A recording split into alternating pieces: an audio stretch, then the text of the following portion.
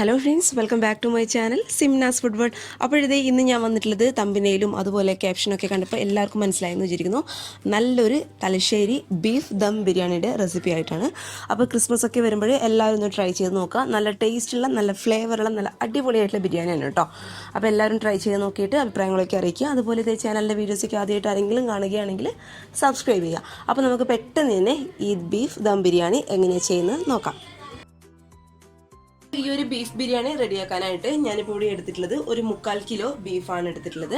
അപ്പോൾ ബീഫ് ബിരിയാണിയൊക്കെ വെക്കുമ്പോൾ എപ്പോഴും നമ്മുടെ ബിരിയാണിക്ക് നല്ലൊരു ഫ്ലേവറും നല്ലൊരു ടേസ്റ്റൊക്കെ കൊടുക്കാനായിട്ട് എപ്പോഴും എല്ലോട് കൂടിയുള്ള പീസാണ് എടുക്കുന്നത് കൂടുതൽ നല്ലത് കേട്ടോ. അപ്പോൾ ഞാനിവിടെ എടുത്തിട്ടുള്ളത് എല്ലില്ലാത്ത, അതായത് ബോൺലെസ് പീസാണ്. അങ്ങനെയുള്ള പീസാണ് കേട്ടോ എനിക്ക് കിട്ടിയിട്ടുള്ളത്. അതുകൊണ്ട് അങ്ങനെയുള്ള പീസ് എടുത്തിട്ടുണ്ട്. അപ്പോൾ നിങ്ങൾ എടുക്കുമ്പോൾ ശ്രദ്ധിക്കുക, എല്ലോട് കൂടിയുള്ള പീസ് എടുക്കുകയാണെങ്കിൽ കുറച്ച് കൂടുതൽ നല്ല ടേസ്റ്റ് ഉണ്ടാകും കേട്ടോ ബിരിയാണിക്ക്. ഇനി ബീഫ് നമുക്ക് കുക്കറിലിട്ട് നന്നായിട്ട് ആദ്യം ഒന്ന് വേവിച്ചെടുക്കണം. കുക്കറിലോട്ട് ഇതേ ഒരു 1/2 ടീസ്പൂണോളം മഞ്ഞൾപ്പൊടി ഞാൻ ഇട്ട് കൊടുക്കുന്നുണ്ട്. അതേപോലെ 1 ടീസ്പൂൺ നിറയെ എരിവുള്ള സാധാരണ മുളക് പൊടി നമുക്ക് ഇട്ട് കൊടുക്കാം.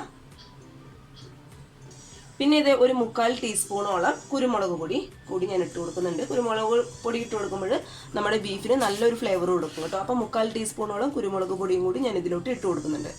ഇനി ഈ ബീഫിന് ആവശ്യമായിട്ടുള്ള ഉപ്പും കൂടി നമുക്ക് ഈ ഒരു സമയത്ത് തന്നെ ഇട്ട് കൊടുക്കാം. ഇനി ഇതിലോട്ട് ആവശ്യത്തിന് വെള്ളം ഒഴിച്ചിട്ട് നമുക്ക് നന്നായിട്ടൊന്ന് വേവിച്ചെടുക്കാം. അപ്പോൾ വെള്ളം ഒഴിക്കുമ്പോൾ ശ്രദ്ധിക്കുക, ഒരുപാട് വെള്ളമായി പോകണം കേട്ടോ. ഏകദേശം ഒരു 1/2 കപ്പൊക്കെ വെള്ളം മാത്രം മതിയാവും. ഇത് നമ്മുടെ ബീഫ് ഒന്ന് മുങ്ങിക്കിടക്കാൻ പാകത്തിലുള്ള വെള്ളം മാത്രം. കാരണം ബീഫ് ആയതുകൊണ്ട് ഇതിൽ നിന്ന് വേവുന്ന സമയത്ത് ഓൾറെഡി വെള്ളം ഇറങ്ങിക്കൊള്ളും കേട്ടോ. അപ്പോൾ ആ വെള്ളം തന്നെ മതിയാവും ഏകദേശം നമുക്ക് ബീഫ് വേവാനായിട്ട്. പിന്നെ ഒരുപാട് വേവുള്ള ബീഫാണെങ്കിൽ, അതായത് നാട്ടിലൊക്കെ കിട്ടുന്ന ബീഫ് ഒരുപാട് വേവ് ഉണ്ടാവും. അങ്ങനെയുള്ള ബീഫാണെങ്കിൽ ആവശ്യത്തിന് വെള്ളം ഒഴിച്ചു കൊടുക്കാം കേട്ടോ. നന്നായിട്ട് അങ്ങോട്ട് വേവിച്ചെടുക്കാം. ഇതിപ്പം പെട്ടെന്ന് വേവുന്ന ബീഫാണ്. ഏകദേശം ഒരു 3-4 വിസിലുണ്ടെങ്കിൽ ബീഫ് നന്നായിട്ട് അങ്ങോട്ട് വെന്ത് കിട്ടും. അപ്പം നമുക്കിത് ആദ്യം ഒന്ന് വേവിച്ചെടുക്കാം. അപ്പോൾ ഈ ഒരു ബിരിയാണിക്ക് ഞാനിപ്പോൾ ഇവിടെ ജീരകശാല, അതായത് കൈമ അരിയാണ് കേട്ടോ എടുത്തിട്ടുള്ളത്. അപ്പോൾ ഇങ്ങനെയുള്ള ഒരു കപ്പിൽ 3 കപ്പോളം അരി നമുക്ക് ഒരു പാത്രത്തിലോട്ട് അങ്ങോട്ട് ഇട്ട് കൊടുക്കാം. ഇനി നമുക്ക് ഈ അരി നന്നായിട്ടൊന്ന് കഴുകി ഒരു 15 മിനിറ്റ് കുതിർത്ത് വെക്കണം കേട്ടോ. സാധാരണ വെള്ളത്തിൽ കുതിർത്ത് വെച്ചാൽ മതി. അങ്ങനെ ചെയ്യുന്നത് എന്തിനാന്ന് വെച്ചാൽ നമ്മളിത് വേവിച്ചെടുക്കുമ്പോൾ അരി ഒന്നിനോടൊന്നും ഒട്ടിപ്പിടിക്കാതെ സെപ്പറേറ്റ് ആയിട്ട് കിടക്കുകയും ചെയ്യും. മാത്രമല്ല അരി നന്നായിട്ട് നമ്മൾ വെന്ത് കഴിഞ്ഞാൽ നന്നായിട്ട് സോഫ്റ്റ് ആയിട്ട് കിട്ടുകയും ചെയ്യും. അതിന് വേണ്ടിയിട്ടാണ് നന്നായിട്ട് കഴുകി എടുത്തതിന് ശേഷം മാത്രം ഒരു 15 മിനിറ്റ് നമുക്ക് ഈ അരി നന്നായിട്ടൊന്ന് കുതിർത്ത് വെക്കാം. ഇനി ഇതേ ഒരു പാനിൽ ഞാൻ കുറച്ച് ഓയിൽ ചൂടാവാൻ വെച്ചിട്ടുണ്ട്. ആ ഓയിൽ അത്യാവശ്യം ഒന്ന് ചൂടാവുന്ന സമയത്ത് ഒരു മീഡിയം സൈസുള്ള സവാള എത്രയും നേരിയതായിട്ട് കട്ട് ചെയ്യാൻ പറ്റുമോ അത്രയും നേരത്തായിട്ട് തന്നെ കട്ട് ചെയ്യാനായിട്ട് നോക്കുക കേട്ടോ. കാരണം ഇത് നമുക്ക് ബിരിയാണിക്ക് ആവശ്യമായിട്ടുള്ള ബിസ്ത, അതായത് നമ്മുടെ ഈ ഓണിയൻ ഒന്ന് ഫ്രൈ ചെയ്തെടുക്കുന്ന പരിപാടിയാണ്. എല്ലാവർക്കും അറിയാമെന്ന് വിചാരിക്കുന്നു. അപ്പോൾ ബിസ്ത ഒന്ന് റെഡിയാക്കി എടുക്കാനാണ്. അപ്പോൾ എത്രയും ഞാൻ നേരത്തെ പറഞ്ഞ പോലെ തിന്നായിട്ട് കട്ട് ചെയ്യാൻ പറ്റുമോ അത്രയും തിന്നായിട്ട് തന്നെ കട്ട് ചെയ്യാനായിട്ട് നോക്കുക. നമുക്ക് നന്നായിട്ടൊന്ന് ഫ്രൈ ചെയ്തെടുക്കാം. ഇത് നമ്മൾ ഇട്ട് കൊടുത്ത സവാള ഈ ഒരു കളറൊക്കെ ആവുന്ന സമയത്ത് നമുക്കിത് പതുക്കെ എണ്ണയിൽ നിന്ന് അങ്ങോട്ട് എടുത്ത് മാറ്റി കൊടുക്കാം. ഇത് ഈ എണ്ണയിലോട്ട് കുറച്ച് അണ്ടിപ്പരിപ്പ് ഞാൻ ഇട്ട് കൊടുക്കുന്നുണ്ട്. ഇത് നമ്മൾ ഇട്ട് കൊടുത്ത അണ്ടിപ്പരിപ്പിൻ്റെ കളർ ഒന്ന് മാറി വരുന്ന സമയത്ത് കുറച്ച് മുന്തിരി കൂടി നമുക്ക് ഈ എണ്ണയിലോട്ട് അങ്ങോട്ട് ഇട്ട് കൊടുക്കാം. അതിൻ്റെ കൂടെ തന്നെ ഇത് കുറച്ച് കറിവേപ്പില കൂടി ഞാൻ ഇട്ട് കൊടുക്കുന്നുണ്ട്. എല്ലാം കൂടി നന്നായിട്ടൊന്ന് റോസ്റ്റ് ചെയ്ത് എടുക്കാം.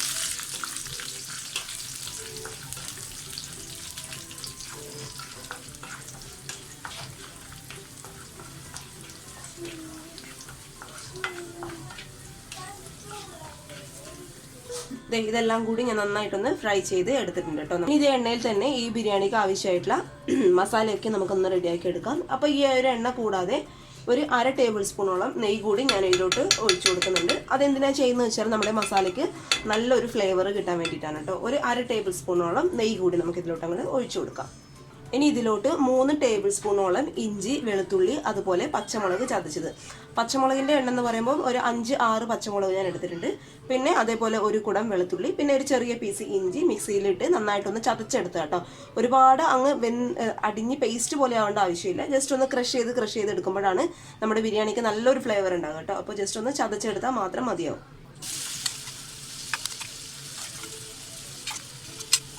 ഇതിൻ്റെ പച്ചമണം ഒന്ന് മാറി വരുന്ന തോന്നുന്ന സമയത്ത് ഒരു മീഡിയം സൈസുള്ള 3 സവാള നമുക്ക് ഇതിലോട്ട് അങ്ങോട്ട് ഇട്ട് കൊടുക്കാം. ഈ സവാള വാടിക്കിട്ടുന്ന ആവശ്യമായിട്ടുള്ള ഉപ്പും കൂടി ഞാൻ ഈ ഒരു സമയത്ത് ഇട്ട് കൊടുക്കുന്നുണ്ട് കേട്ടോ. ഈ സവാളയുടെ കളർ അത്യാവശ്യം നന്നായിട്ടൊന്ന് മാറി വരണം. അപ്പോഴാണ് ബിരിയാണിക്ക് നല്ലൊരു ടേസ്റ്റ് ഉണ്ടാവും കേട്ടോ. നന്നായിട്ട് ഒരു ബ്രൗൺ ഷെയ്ഡായിട്ട് വരണം. അതുവരെ നമുക്ക് നന്നായിട്ടൊന്ന് ലോ ടു മീഡിയം ഫ്ലെയിമിലിട്ട് വഴറ്റി കൊടുക്കാം. നമ്മൾ ഇട്ട് കൊടുത്ത സവാളയൊക്കെ ഈ ഒരു കളറൊക്കെ ആയി വരുന്ന സമയത്ത്, അതായത് ഇഞ്ചി വെളുത്തുള്ളിൻ്റെ പേസ്റ്റ് കംപ്ലീറ്റ് ആയിട്ട് മാറി നല്ലൊരു സ്മെല്ല് വരും. ആ ഒരു സമയത്ത് ഒരു മീഡിയം സൈസുള്ള തക്കാളി ഞാൻ ഇതിലോട്ട് ചെറുതായിട്ട് കട്ട് ചെയ്തിട്ട് ഇട്ട് കൊടുക്കുന്നുണ്ട്.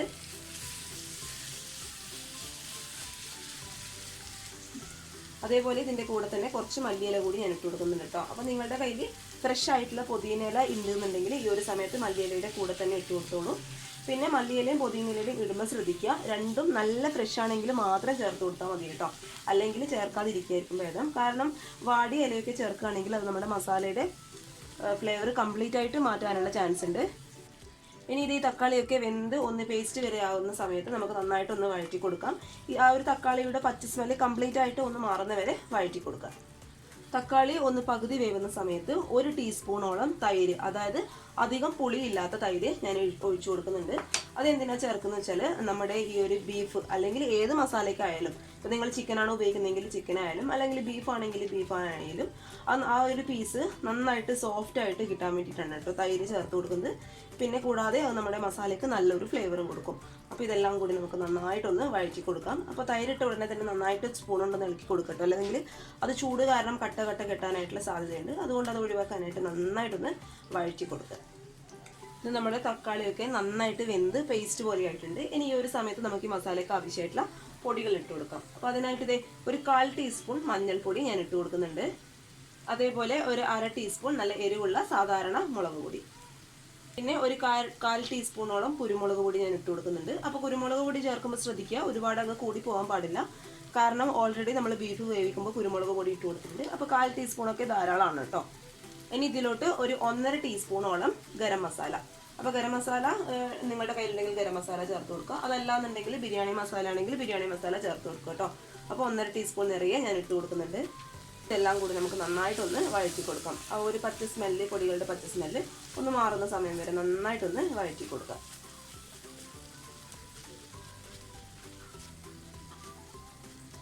ഇനി ഇതിലോട്ട് അവസാനമായിട്ട് നമ്മൾ നേരത്തെ വേവിച്ച് മാറ്റി വെച്ച, കുക്കറിൽ വേവിച്ച് മാറ്റി വെച്ച ബീഫ് മുഴുവനായിട്ട് ഞാൻ ഇട്ട് കൊടുക്കുന്നുണ്ട്.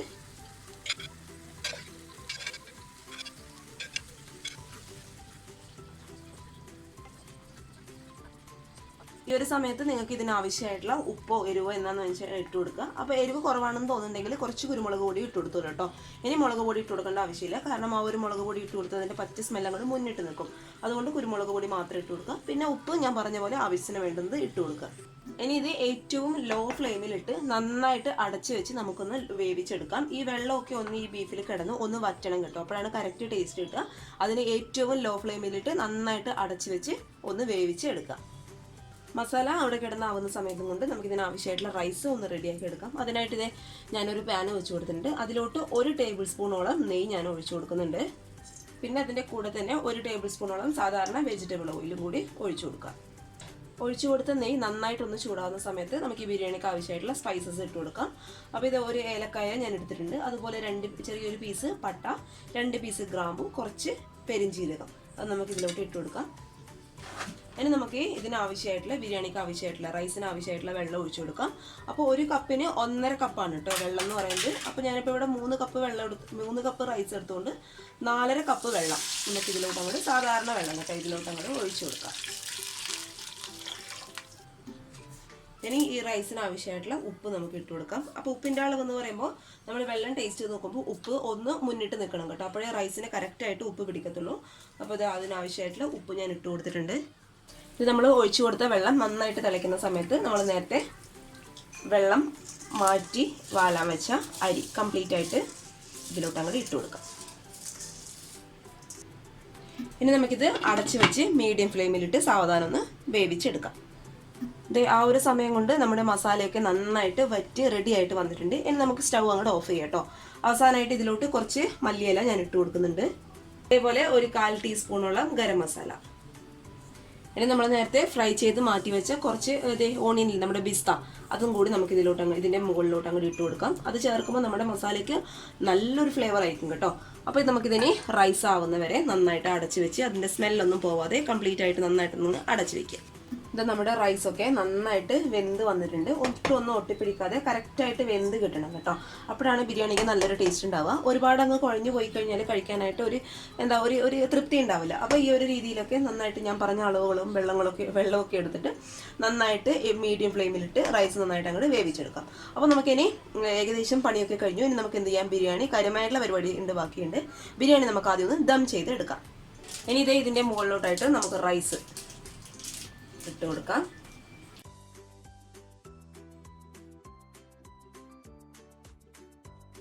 ഇനി ഇതിൻ്റെ മുകളിലോട്ടായിട്ട് കുറച്ച് മല്ലിയില ഞാൻ ഇട്ട് കൊടുക്കുന്നുണ്ട്.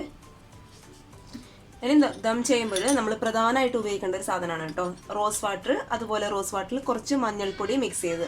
റോസ് വാട്ടർ നമ്മുടെ ബിരിയാണിക്ക് നല്ല ഒരു ഫ്ലേവർ കൊടുക്കും കേട്ടോ. മാത്രമല്ല മഞ്ഞൾപ്പൊടി നമ്മൾ ഇട്ട് കൊടുക്കുന്നത് എന്താണെന്ന് അറിയാമല്ലോ, നമ്മുടെ റൈസിന് നല്ലൊരു കളർ കൊടുക്കാൻ വേണ്ടിയിട്ടാണ്. അപ്പോൾ ഇതേ ഒരു ടീസ്പൂണോളം ഞാൻ ഒഴിച്ചു കൊടുക്കുന്നുണ്ട്. ഇനി ഇതിൻ്റെ മുകളിലോട്ടായിട്ട് നമ്മൾ നേരത്തെ ഫ്രൈ ചെയ്ത് വെച്ച സവാള, അതുപോലെ അണ്ടിപ്പരിപ്പ്, മുന്തിരിയൊക്കെ ഞാൻ ഇതിൻ്റെ മുകളിലോട്ടായിട്ട് ഇട്ട് കൊടുക്കുന്നുണ്ട്. ഇനി ഇതിൻ്റെ മുകളിലോട്ടായിട്ട് നമ്മൾ നേരത്തെ ബാക്കി വെച്ച മസാല കൂടി ഞാൻ മുഴുവനായിട്ട് കംപ്ലീറ്റ് ആയിട്ട് ഇട്ട് കൊടുത്തു. അപ്പോൾ ഈ ഇതിൻ്റെ മുകളിലോട്ടായിട്ടാണ് നമ്മൾ ബാക്കി റൈസ് ഇട്ട് കൊടുക്കുന്നത്. അപ്പോൾ ഇങ്ങനെ ഒരു സ്റ്റെപ്പ്, അതായത് മസാല 2 ട്രിപ്പായിട്ട് ഇടാൻ താല്പര്യം ഇല്ലാന്നുണ്ടെങ്കിൽ ഏറ്റവും അവസാനം നമ്മൾ ആദ്യം ഇട്ടുള്ള മസാല അത് കംപ്ലീറ്റ് ആയിട്ട് അങ്ങോട്ട് ഇട്ട് കൊടുത്തോളൂ കേട്ടോ. ഞാനിപ്പോൾ 2 ട്രിപ്പായിട്ടാണ് മസാല ഇട്ട് കൊടുത്തിട്ടുള്ളത്. അത് എനിക്ക് തോന്നുന്നു ചോറിന് നല്ലൊരു ഫ്ലേവർ കൊടുക്കുന്നതാണ്. അപ്പോൾ നിങ്ങളുടെ ഇഷ്ടത്തിനനുസരിച്ച് ചെയ്യുക. ഒരുപാട് മസാലയിൽ കുഴഞ്ഞിരിക്കാതെ ചോറാണ് ഇഷ്ടമെന്നുണ്ടെങ്കിൽ എല്ലാം കൂടി നമ്മൾ ആദ്യമായിട്ട് ഇട്ട് കൊടുത്തല്ലോ, ആ ഒരു ട്രിപ്പിൽ മുഴുവനായിട്ട് മസാല കംപ്ലീറ്റ് ആയിട്ട് അങ്ങനെ ഇട്ട് കൊടുത്തോളൂ.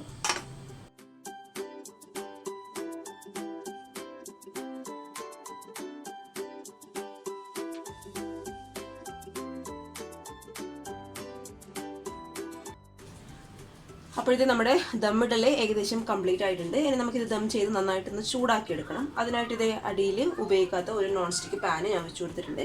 അതിൻ്റെ മുകളിലോട്ടായിട്ടാണ് നമ്മളിത് ദം ചെയ്യാൻ ഉപയോഗിക്കുന്ന പാത്രം വെച്ച് കൊടുത്തിട്ടുള്ളത് കേട്ടോ. അപ്പോൾ ഇത് ഏറ്റവും നന്നായിട്ട് അടച്ച് വെച്ച് ഏറ്റവും ലോ ഫ്ലെയിമിലിട്ട് കറക്റ്റ് 15 മിനിറ്റ്. ലോ ഫ്ലെയിമിൽ കൂടാനായിട്ട് പാടില്ല. നിങ്ങളുടെ സ്റ്റവ് എത്രത്തോളം ലോ ഫ്ലെയിമിലോട്ട് മാറ്റാൻ പറ്റുമോ അത്രത്തോളം മാറ്റുക. കൂടിക്കഴിഞ്ഞാൽ നമ്മൾ അടിയിലിരിക്കുന്ന മസാലയ്ക്ക് കരിയാനായിട്ട് തുടങ്ങും. അത് നമ്മുടെ ബിരിയാണിക്ക് വല്ലാത്തൊരു ഫ്ലേവർ കൊടുക്കും കേട്ടോ. അപ്പോൾ അതൊന്ന് ശ്രദ്ധിച്ചൊക്കെ ഏറ്റവും ലോ ഫ്ലെയിമിൽ കറക്റ്റ് 15 മിനിറ്റ്. ഇത് നമ്മുടെ ബിരിയാണിയൊക്കെ നന്നായിട്ട് ദമ്മായിട്ട് വന്നിട്ടുണ്ട്. നല്ലൊരു സ്മെല്ല് വരുന്നുണ്ട് കേട്ടോ.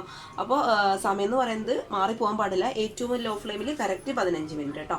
അപ്പോൾ നമുക്ക് ഇനി അടിയിലുള്ള ചോറൊക്കെ പതുക്കെ അങ്ങോട്ട് മുകളിലോട്ട് ആയി കൊടുക്കാം. അപ്പോൾ മസാലയൊക്കെ പരണ്ട ഒരു ചോറുണ്ടല്ലോ, അത് പതുക്കെ അങ്ങോട്ട് മുകളിലോട്ടായിട്ട് കൊടുക്കുക. അപ്പോൾ എല്ലാം കൂടി മിക്സ് ചെയ്തിട്ട് കഴിക്കാനാണ് ഇഷ്ടമെന്നുണ്ടെങ്കിൽ അങ്ങനെ ചെയ്യാം. അല്ല എന്നുണ്ടെങ്കിൽ റൈസ്, അതായത് അധികം മസാലയൊന്നും അധികം ഉപയോഗിക്കാത്ത ആൾക്കാരുണ്ടാവും. അങ്ങനെയുള്ളവർ റൈസ് പതുക്കെ മുകളിൽ നിന്ന് അങ്ങോട്ട് മാറ്റി കൊടുക്കുക കേട്ടോ. ഞാനിപ്പോൾ എന്തായാലും എല്ലാം കൂടി അങ്ങോട്ട് മിക്സ് ചെയ്ത് കൊടുക്കുകയാണ്. അപ്പോഴാണ് നമ്മുടെ ബിരിയാണിക്ക് നല്ലൊരു ഫ്ലേവറും നല്ലൊരു ടേസ്റ്റൊക്കെ ഉണ്ടാവും കേട്ടോ. നമുക്കിത് പതുക്കെ അടിയിൽ നിന്ന് അങ്ങോട്ട് മുകളിലോട്ട് മാറ്റി കൊടുക്കാം.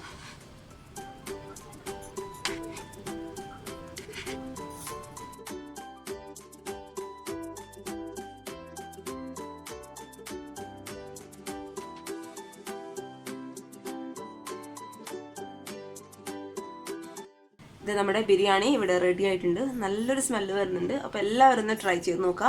നല്ലൊരു ഫ്ലേവറുള്ള ബിരിയാണിയാണ് കേട്ടോ. അപ്പോൾ ഇതേ സെയിം മെത്തേഡ് തന്നെ നിങ്ങൾക്ക് മട്ടൺ വെച്ചിട്ടും അതുപോലെ ചിക്കൻ വെച്ചിട്ടും ഒക്കെ ട്രൈ ചെയ്യാം. അപ്പോൾ എല്ലാവരും ഒന്ന് ട്രൈ ചെയ്ത് നോക്കുക. ഈ ക്രിസ്മസിന് ഉണ്ടാക്കി നോക്കുക. എല്ലാവർക്കും ഇഷ്ടമായെന്ന് വിചാരിക്കുന്നു. പിന്നെ ബിരിയാണി ഇഷ്ടപ്പെട്ടാൽ വീഡിയോ ലൈക്ക് ചെയ്ത് പോകരുത്. പിന്നെ ചാനലിലെ വീഡിയോസൊക്കെ ആദ്യമായിട്ട് ആരെങ്കിലും കാണുകയാണെങ്കിൽ സബ്സ്ക്രൈബ് ചെയ്യുക. അപ്പോൾ നാളെ ഒരു നല്ല വീഡിയോ ആയിട്ട് കാണും വരെ thank you for watching Simnas World. By.